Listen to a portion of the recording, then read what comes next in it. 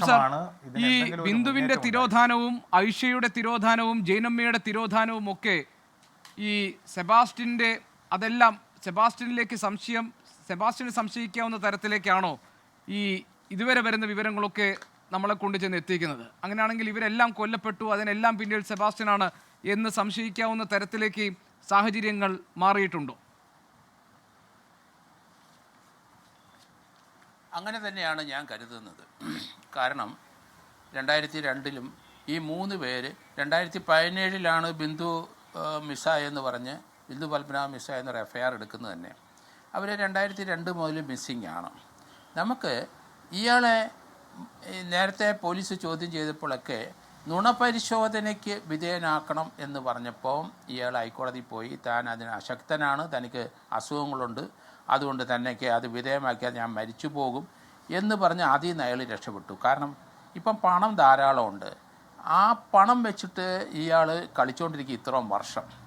അയാളുടെ ഈ ജീവിത രീതി തന്നെ നേരത്തെ ഒന്നുമില്ലാത്തവനായിരുന്നു. അതിനുശേഷം ഇപ്പം ആ വീടിൻ്റെ അകം മുഴുവൻ മാർബിൾ ഇട്ടിട്ടുണ്ട്. ഇയാളൊരു ബെഡ്റൂമിനകത്ത് പുതിയ മാർബിൾ കൊണ്ട് ഇട്ടിട്ടുണ്ട്. പണം ശരിക്കും വരുന്നുണ്ട്. ഇയാൾക്കൊന്നും ഇല്ലായിരുന്നു എന്നാണ് ഞാൻ മനസ്സിലാക്കിയിരിക്കുന്നത്.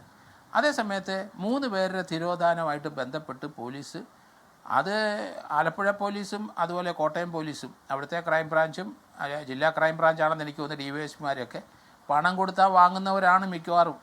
അതുകൊണ്ടാണ് ഇത് ഇങ്ങനെ സംഭവിച്ചു പോയത്. പക്ഷേ ഇപ്പം അന്വേഷണ ഉദ്യോഗസ്ഥന് ഒരു DYSP ആരോ അയാളുടെ വീടിൻ്റെ വീടും പരിശോധിച്ചു.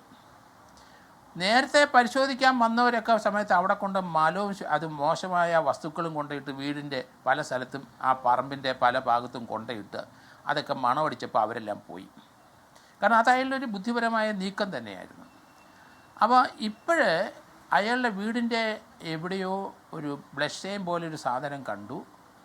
അത് പോലീസ് പരിശോധിച്ചപ്പം അത് രക്തമാണ്, മനുഷ്യരക്തമാണെന്ന് തെളിഞ്ഞു. അപ്പോൾ ആ രക്തം ഇയാളുടെ ആണോ മറ്റ് ഇയാളെ അല്ലാത്തതാണോ നമുക്ക് കണ്ടുപിടിക്കാൻ പറ്റും. അതോടുകൂടി അന്വേഷണം സ്വല്പം മാറി. അപ്പം വീടിൻ്റെ ചുറ്റുവട്ടം പരിശോധിച്ചപ്പോഴാണ് 15ഓളം അസ്ഥി കഷ്ണങ്ങൾ കിട്ടുന്നത്. ആ അസ്ഥി കഷ്ണങ്ങൾ അത് വെട്ടിമുറിച്ച രീതിയിലായിരിക്കണം. എങ്ങനെയാണ് കിട്ടിയെന്നുള്ളത് നമുക്ക് ഡീറ്റെയിൽസ് അറിഞ്ഞുള്ളൂ. അതിൽ 15ഓളം അസ്ഥി കഷ്ണം കിട്ടി.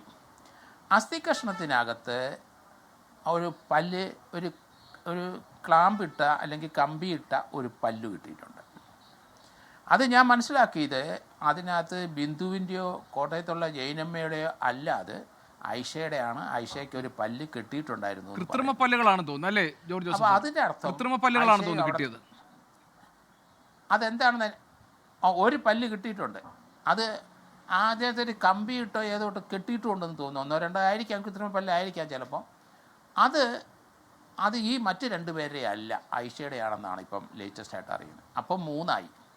അപ്പോൾ ഇയാളുടെ തന്ത്രങ്ങൾ ഇതുപോലെ പല ആൾക്കാരെയും വളച്ച്, കാരണം ബിന്ദുവിൻ്റെ തന്നെ അവിടെ മുതൽ തുടങ്ങുകയാണ്. അവിടെ മുതൽ തുടങ്ങി അവരുടെ എറണാകുളത്തുള്ള 2-3 സ്ഥലം വ്യാജമായ അവിടെ ഒരു പ്രമാണം ചെയ്തിട്ടുണ്ട്. അപ്പോൾ അതിനകത്ത് സൗകര്യമായിട്ടൊരു ഓട്ടോക്കാരനെയും കിട്ടി, ഈ സ്ത്രീയുമായിട്ട് നടക്കും. അങ്ങനെ ഒറ്റയ്ക്ക് താമസിക്കുന്ന സ്ത്രീകളെ വളച്ചാണ് ഇയാൾ ഇത്രയും നാളും മുന്നോട്ട് പോയിക്കൊണ്ടിരുന്നത്. അവസാനം അവരുടെ സ്വത്തുക്കളൊക്കെ അടിച്ചെടുത്ത് കഴിഞ്ഞാൽ അവരെ കൊന്നിട്ട് ഇയാളുടെ ആ ബുദ്ധി ഉപയോഗിച്ചിട്ട് പോലീസിന് കാശും കൊടുത്തോ അല്ലെന്നുണ്ടെങ്കിൽ ഇയാളെ തൊടാൻ ഒക്കില്ല. അത് വലിയ സൗകര്യമായി കഴിഞ്ഞപ്പോൾ അടുത്ത ആളെ കൊല്ലും. ഇപ്പം തന്നെ 3 ആൾക്കാരെ കൊന്നിട്ടുണ്ട്. കാരണം ആ 3 ആൾക്കാരെ DNA എടുത്തു കഴിഞ്ഞാൽ അവരുടെ ബന്ധുക്കൾ എടുത്തു കഴിഞ്ഞാൽ അതിനകത്ത് അസ്ഥിയുണ്ട്. ഏതായാലും രൂപേഷ് ഉൾപ്പെടെയുള്ള ആൾക്കാർ എത്രയോ നാളുകൊണ്ട് ഇതിൻ്റെ പൊന്നെ നടക്കും. എനിക്ക് വലിയ അത്ഭുതം തോന്നുന്നു. അവർ പിന്മാറാതെ ധാരാളം എവിഡൻസ് അവർ കളക്ട് ചെയ്തിട്ടുണ്ട്. അവർ പറയുന്നതൊക്കെ വളരെ കൃത്യമായ എവിഡൻസാണ്.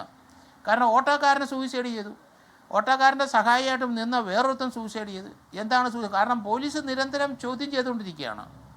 അതിന് അവർ സമാധാനം പറഞ്ഞില്ല, അല്ലെ പ്രതിയാവും. ഇപ്പോൾ ഇയാൾക്ക് 62-68 വയസ്സും കണ്ടുണ്ട്. ഇയാൾ എത്ര എണ്ണത്തിനെ കൊന്നു നമുക്കറിയില്ല. ഇപ്പം തന്നെ 3 എണ്ണത്തിനെ കൊന്നതിൻ്റെ സെഡിമെൻറ്റ്സ് അവിടെ തന്നെയുണ്ട്. കാരണം അത് ബോഡി കണ്ടീഷന് അത് ആ മണ്ണ് പരിശോധിച്ചാൽ അറിയാം. ഇപ്പം പോലീസ് അവിടെ ഒരു ജിയോളജിക്കൽ സർവേക്കാരൊക്കെ റിപ്പോർട്ട് കൊടുത്തിട്ടുണ്ട്. അവരൂടെ വന്ന് പരിശോധിക്കണം. കാരണം അവിടെ ഏതൊക്കെ നമുക്കറിയാം, എലന്തൂർ കേസിനകത്ത് നമ്മൾ പല സ്ഥലങ്ങളും പോലീസും അവിടുത്തെ അന്വേഷണ ഉദ്യോഗസ്ഥന്മാരും ഫോറൻസിക്കാരെല്ലാം വെട്ടിക്കിളച്ചൊക്കെ നോക്കി. നമുക്ക് 2 ഡെഡ് ബോഡി കിട്ടി. എങ്കിലും ഡെഡ് ബോഡിയുടെ ചില ഭാഗങ്ങൾ അവിടെ ഇവിടെ നിന്നൊക്കെ കിട്ടിയിട്ടുണ്ട്.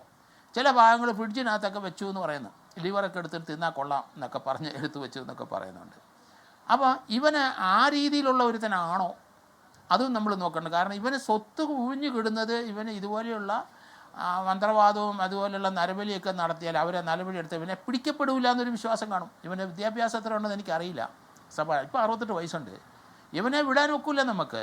കാരണം 3 പേരെ കൊന്നവനാണ്. എത്ര പേരെ കൊന്ന് താത്തിയിട്ടുണ്ടോ എന്ന് അറിയത്തില്ല. ഇവൻ എവിടെയൊക്കെ സ്വത്തുണ്ടെന്ന് നോക്കണം. അവിടെയൊക്കെ താത്തുവനെ. കാരണം ഇതൊരു മിനി ധർമ്മസ്ഥലയാണ്. ഞാൻ നേരത്തെ അങ്ങനെയാണ് പറഞ്ഞത്, മിനി ധർമ്മസ്ഥലയാണിത്. ആ ആലപ്പുഴയിലെ ഈ ഇവൻ്റെ വീടും പരിസരവും ഇനി വേറെ എവിടെയെങ്കിലും ഇവർ സ്വത്ത് സമ്പാദിച്ചിട്ടുണ്ടോ അതും പോലീസ് നോക്കണം. ഇത് എല്ലാം കൂടി ക്രൈംബ്രാഞ്ച് ആരെങ്കിലും ഒരു SP DYSP കൂടെ അന്വേഷിക്കണം. കാരണം ഇതുപോലുള്ള പല സ്ഥലത്തിലും ഇതുപോലുള്ള മഹാമാരി കിടപ്പുണ്ടെന്ന്. കേരളത്തിൽ പല സ്ഥലത്ത് കിടപ്പുണ്ട്. ആൾക്കാർ ഡിസപ്പിയർ ചെയ്ത് പോയിട്ടുണ്ട്. പാവം പിടിച്ച സ്ത്രീകൾ ധാരാളം പേര് ഡിസപ്പിയർ ചെയ്തിട്ടുണ്ട്. ഇതിനകത്ത് ഈ ഐഷ ഒരു പെൻഷനറാണ്. അവർക്ക് പെൻഷൻ കിട്ടുന്നുണ്ട്. ആ പെൻഷൻ കിട്ടുന്ന പൈസ 2-3 വർഷമായിട്ട് ഇപ്പം ഇവർ ഡ്രോ ചെയ്യുന്നില്ല എന്ന് പറഞ്ഞപ്പോൾ സർക്കാർ ആ പെൻഷൻ കട്ട് ചെയ്തിട്ടുണ്ട്. അപ്പോൾ ഐഷയെ കൊണ്ട് നടന്ന് അവരുടെ പണം മുഴുവൻ കൈക്കലാക്കാനായിട്ടും ഇങ്ങനെ ഓരോരോ സ്ത്രീകളെ ഇവനെ അടുക്കുന്നത് പണമുള്ളവരെ നോക്കി തന്നെയാണ്. പക്ഷേ വേറൊരു ഐഷയുടെ വീടിനടുത്തുള്ള ഒരു റോസമ്മയെ കല്യാണം കഴിക്കാനായിട്ട് ഇവനൊരു ശ്രമം നടത്തി. പാവം റോസമ്മ ഏതായാലും രക്ഷപ്പെട്ടു എന്ന് ഞാൻ പറഞ്ഞു. അല്ലെങ്കിൽ റോസമ്മ എങ്ങനെ കൊന്നു കളഞ്ഞേനെ. അങ്ങനെ ഒരു സംഭവം കൂടി ഉണ്ട്. അപ്പോൾ ഇതുപോലെ ഒറ്റയ്ക്ക് താമസിക്കുന്നവരും ഒറ്റപ്പെട്ട് നിൽക്കുന്നവരും അതുപോലെ തന്നെ മറ്റുള്ളവരെ ആശ്രയം ഇല്ലാതിരിക്കുന്നിടത്ത് ഇവൻ പോയി സഹായിക്കാനായിട്ട് ചെല്ലുകയാണ്. ശരി. ചെന്നിട്ട് അവരെ വളച്ച് അവരുടെ സ്വത്തുക്കളെല്ലാം കൈക്കലാക്കിയ ശേഷം അവരെ കൊന്നുകളയുന്ന ഒരു പ്രവണത, അതാണ് ഇവൻ്റെ കാര്യം. ഏതായാലും ജോർജ് ജോസഫ് സാർ, നമുക്ക് രണ്ടാം ഘട്ടത്തിൽ കുറച്ചുകൂടി ആഴത്തിൽ ഈ വിഷയങ്ങൾ പരിശോധിക്കാം.